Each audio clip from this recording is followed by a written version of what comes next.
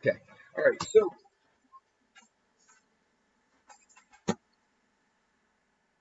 no worries, no worries. And I'll try to do better at recording them almost every day. I think it's really easy for me just to hit record and upload to YouTube. Hard part, I don't know. Is there a way? Does anybody here know how to use YouTube? Is any like not like end user, but like video poster? Is there anybody here that does that or knows much about that? No. Shoot. Okay. All right. I'm going to try to find somebody that can help me out with that. I want to basically create just a like an AM architecture channel. Is it called a channel? Yeah, like a channel, like an AM architecture channel. That way you guys can just subscribe to it and I don't have to send you a message every day that says new video up or what. You know what I mean? Just so that you guys can go right to it. All right. So what we've got here is we know that this is going to end up being the start point of our front elevation. I'm sorry, yeah, of our front view, front elevation. So we're looking at this point right here. Additionally, we have this point down here, which is this point over here. And we know that this is going to be the start point of our end, our side elevation, our end elevation, whatever we want to call this, okay? So if we step back, let me grab my magic tissue box.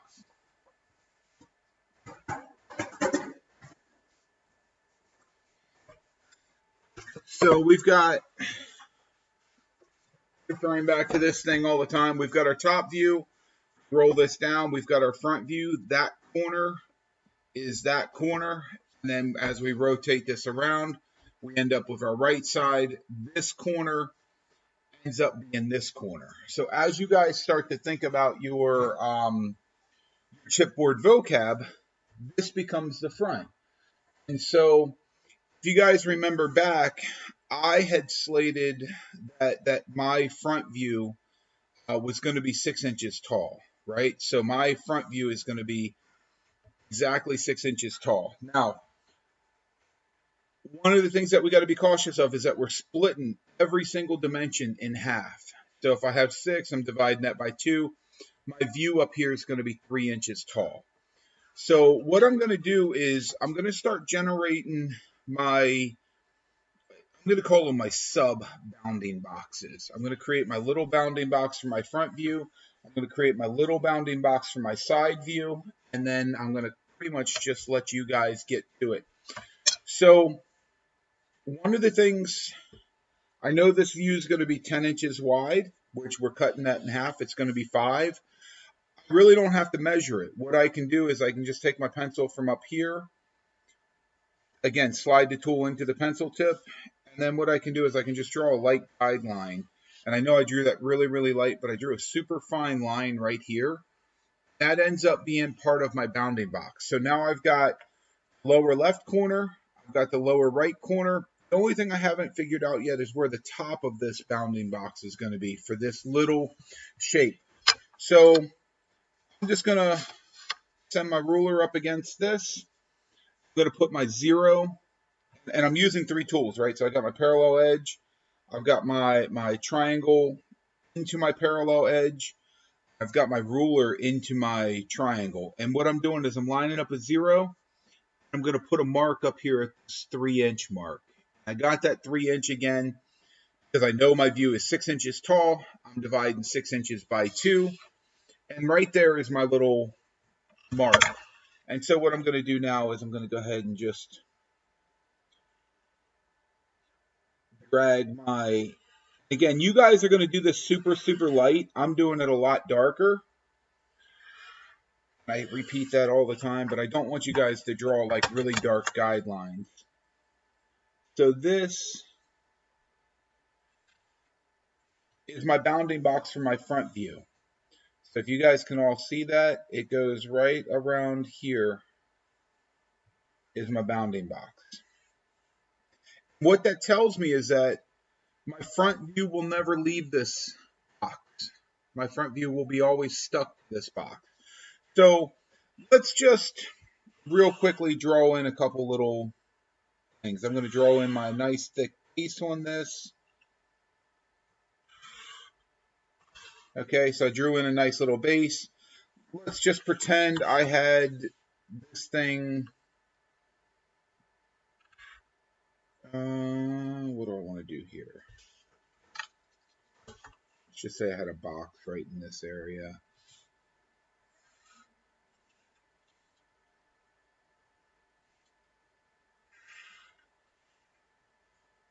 And then let's say I had another little box over here.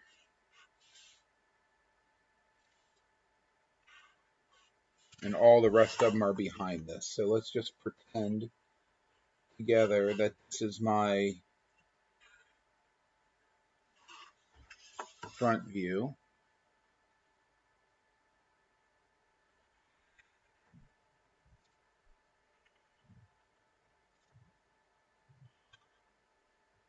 All right, so there we go. There's my front view, right? So I had this nice big triangle. I got a box. All the other boxes and triangles are hidden behind this one. You really can't see them, okay?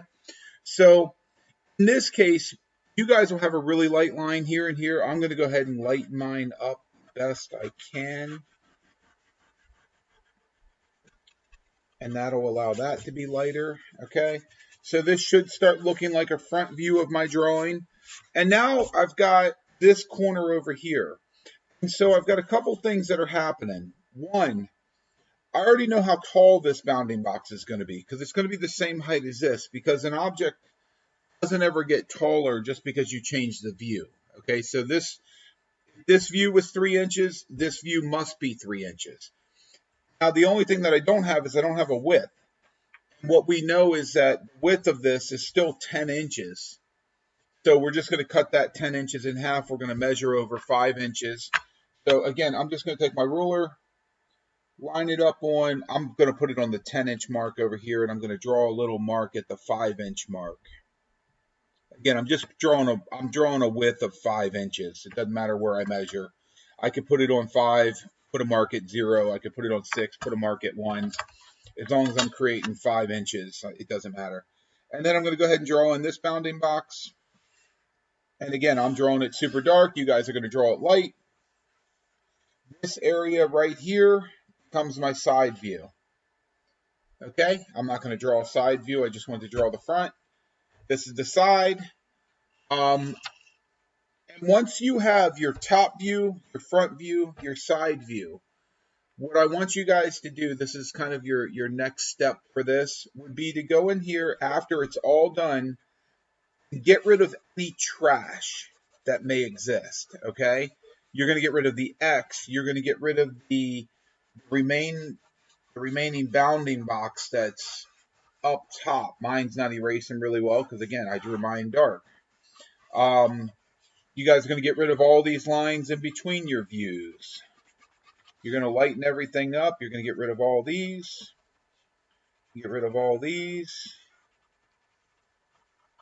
Get rid of everything. You're going to make this thing look absolutely stunning. I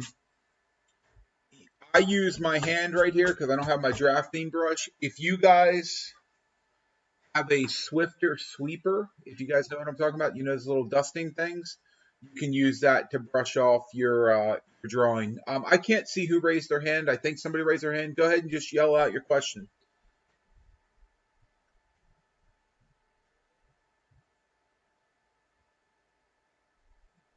Somebody? Nobody? Nobody had a question? Okay. All right. So this will get you guys top, front, side. Again, then you'll take your time to clean up your drawing. You guys will see that we have this this really nice space at the upper right-hand corner of our drawing. You know, it's kind of fairly large if you think about it, right? So it's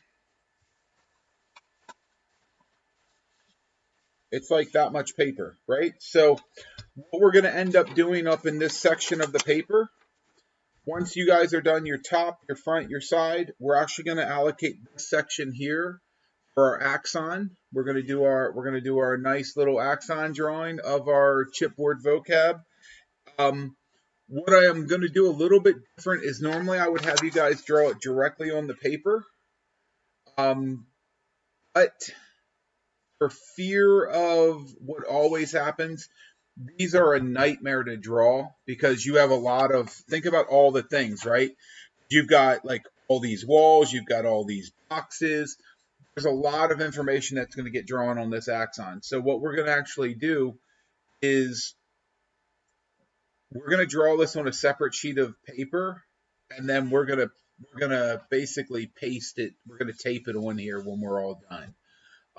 We're doing that because what I don't want you to do is draw it on here and it look really poorly done, and then you have to erase the entire thing and start over. I'd rather off it just being a separate sheet of paper. Oh, Elijah, yes. You got a question, sir?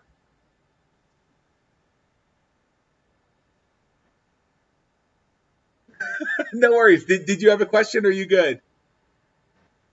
Okay. No worries, no worries. All right, so that's what's gonna happen up here. We're gonna do that. We'll actually kind of introduce that tomorrow. We won't actually start on it, but I'll introduce this part of this tomorrow. So realistically, what you guys should be doing is you guys had your grid drawn up here. Your grid was really, really light.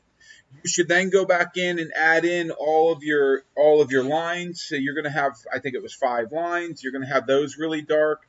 You're going to put your boxes in here. And guys, I'm just going to darken some of this in, right? So you're just going to have your boxes. You're going to do this with tools and make this look really beautiful.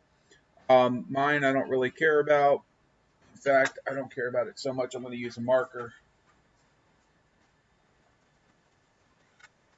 So you guys will have these nice bold.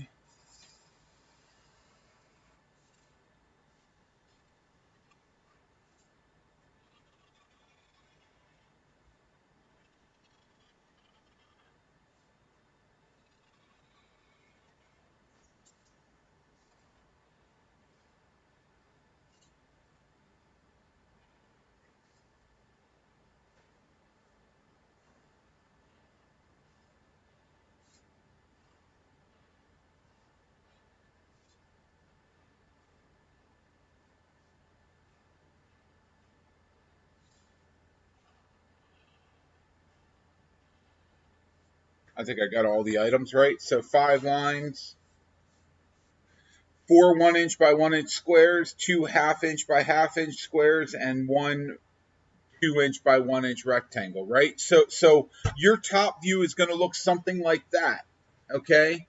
And again, all of yours will be consistently lighter in a sense, right? Because my grid lines I drew super dark so that you guys could see them on screen. You're going to draw these lighter.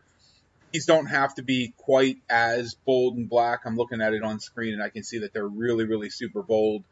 And then you also want to go ahead and bold the perimeter of your square.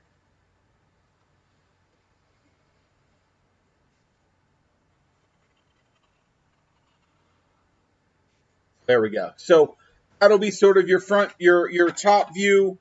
Again, just kind of joking around, but you guys can see the front view, I think. And then obviously you'll have a side view drawn over here, and then we will proceed into our axon at some point. Good. I'm going to go ahead and pause that video from recording and take some questions.